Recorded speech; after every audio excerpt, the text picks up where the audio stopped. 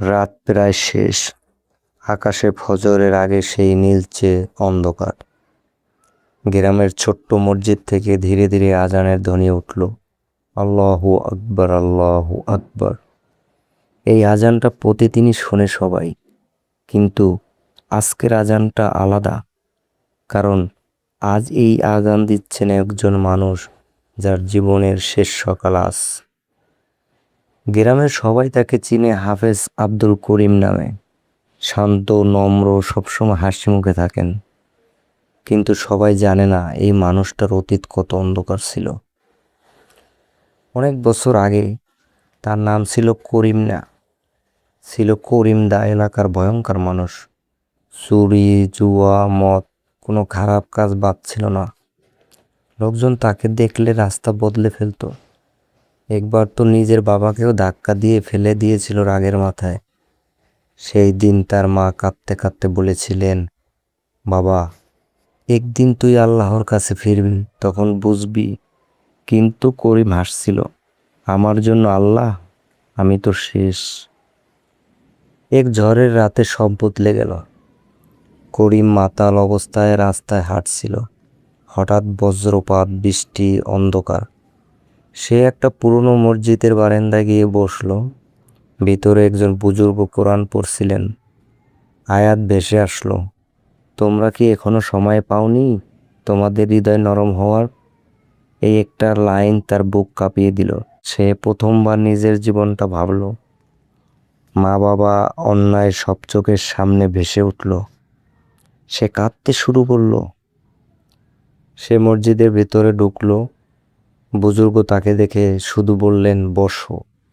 করিম কাঁদতে কাঁদতে বলল, আমি খুব খারাপ মানুষ, আল্লাহ কি আমাকে নিবে?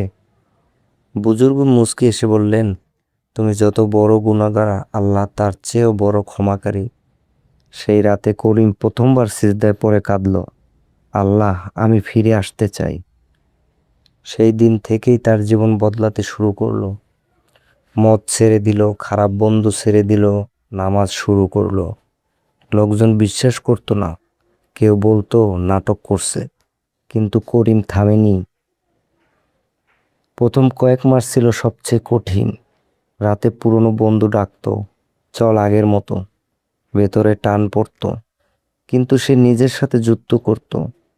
একদিন আয়নায় নিজের দিকে তাকিয়ে বলল, তুই কি আবার আগের সেই মানুষ হতে চাস? সে কান্না করে ফেলল। ধীরে ধীরে সে কোরআন শেখা শুরু করলো। প্রথমে অক্ষর চিনতে কষ্ট হতো, কিন্তু সে ছাড়েনি। দিনে কাজ, রাতে কোরআন। বছরের পর বছর কেটে গেল। একদিন সে হাফেজ হয়ে গেল। লোকজন অবাক, এই করিম! একদিন সে তার মায়ের কবরের কাছে গেল, চুপচাপ বসে কাঁদতে লাগলো। মা, তুমি বলেছিলে আমি ফিরবো, আমি দেরি করে ফেলেছি মা। তার চোখ থেকে পানি পড়ছিল মাটিতে। ধীরে ধীরে সে গ্রামের ইমাম হয়ে গেল। লোকজন এখন তাকে সম্মান করে। কেউ সমস্যা পড়লে তার কাছে আসে। সে সবাইকে বলে, আমি খারাপ ছিলাম, আল্লাহ আমাকে ঠিক করেছেন। একদিন পুরনো এক শত্রু এসে বলল, তোর অতীত আমি সবাইকে বলে দিব। করিম শান্তভাবে বলল, বলো, আমার লজ্জা নাই, আল্লাহ জানেন আমি কে ছিলাম। লোকটা চুপ হয়ে গেল। আজ সেই রাত। করিম বুঝতে পারছেন তার সময় শেষ। তিনি ধীরে ধীরে মসজিদে গেলেন। ফজরের আগে আজান দিতে দাঁড়ালেন। কণ্ঠ কাঁপছিল, আল্লাহু আকবার। আজান শেষ করে তিনি মাটিতে বসে পড়লেন, চোখ বন্ধ করলেন। ঠোঁটে একটা কথা, আল্লাহ, আমি চলে আসলাম। নামাজ শুরু হলো। তিনি ইমামতি করলেন। শেষ সিজদায় গিয়ে আর উঠলেন না। লোকজন ডাকলো, হুজুর, কিন্তু তিনি চলে গেছেন সিজদার মধ্যেই। গ্রামের মানুষ কাঁদছে। কেউ বলছে, এমন মৃত্যু ভাগ্যবানদের হয়। এক বৃদ্ধ বললেন, আল্লাহ তাকে সেই জায়গা দিয়েছেন যেটা সে কাঁদতে কাঁদতে চেয়েছিল। এই গল্প থেকে আমরা শিক্ষা গ্রহণ করতে পারি, যত বড় পাপী হও না কেন, ফিরে আসা যায়। আল্লাহ কখনো বান্দাকে ফিরিয়ে দেন না। সত্যিকারের সম্মান আসে তওবা থেকে। শেষটা ভালো হলে জীবন সফল।